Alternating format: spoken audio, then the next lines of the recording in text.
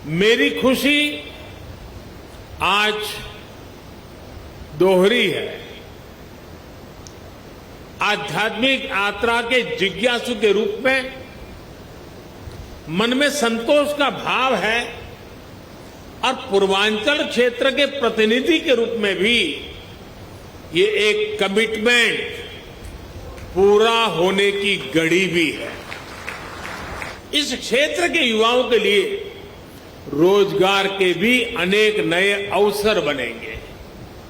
भाई और बहनों, पर्यटन का कोई भी स्वरूप हो, आस्था के लिए, आनंद के लिए, आधुनिक इंफ्रास्ट्रक्चर इसके लिए बहुत ज्यादा जरूरी है। ये उसकी पूर्व शर्त है कि सड़क हो, रेल हो, हवाई जहाज हो, ये एक दूसरे को सपोर्ट करें, एक दूसरे की क्षमता बढ़ाएं। भारत में हो रहे इन निरंतर रिफॉर्म्स का ही परिणाम है कि भारतीय सिविल एविएशन सेक्टर में 1000 नए विमान जुड़ने का अनुमान लगाया गया है। साथियों, आजादी के अमृत काल में भारत का एविएशन सेक्टर राष्ट्र की गति और राष्ट्र के प्रगति का प्रतीक बनेगा। उत्तर प्रदेश की ऊर्जा उसमें शामिल होगी।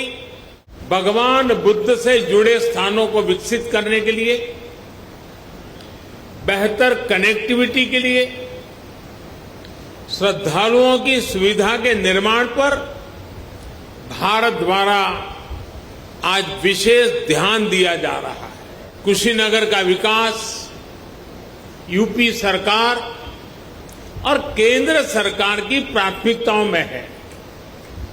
भगवान बुद्ध की जन्मस्थली लुम्बिनी यहां से बहुत दूर नहीं है। अभी ज्योतिरादित्य जी ने इसका काफी वर्णन किया है, लेकिन फिर भी मैं उसका पुनरावर्तन इसलिए करना चाहता हूं कि देश के हर कोने में एक क्षेत्र का ये सेंटर पॉइंट कैसे हैं, ये हम आसानी से समझ पाए। कपिलवस्तु भी बिल्कुल पास में ही है।